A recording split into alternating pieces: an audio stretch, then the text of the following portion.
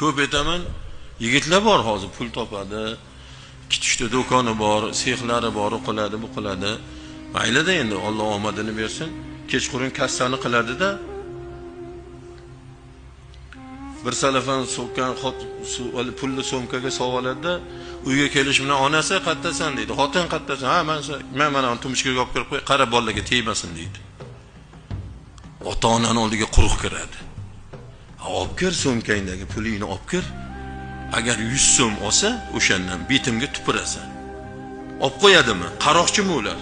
Hozir qarab tur, onasi xushyor bo'l. Hozir so'mka bilan kirish bilan tapib bosamiz deydimi? Qara, tan berib yormagin, qo'ldan chiqarib yormagin deydimi? Reja qilib o'tiradimi? Dada, ona, mana sizni duoingiz bilan bugun ishlarim yaxshi bo'ldi, savdoyim yaxshi bo'ldi. Mana shu pullar sizniki. Sizlardan ortgandan keyin men ishlataman. Desa, jon duvoravering, olmaydi. Xudo pulingga baraka bersin deydi. Bundan ham ko'paysin deydi.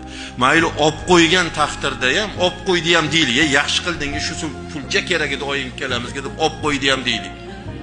Mayli o'sha joyda 15 milliondir, 20 milliondir, mayli undan ko'proqdir.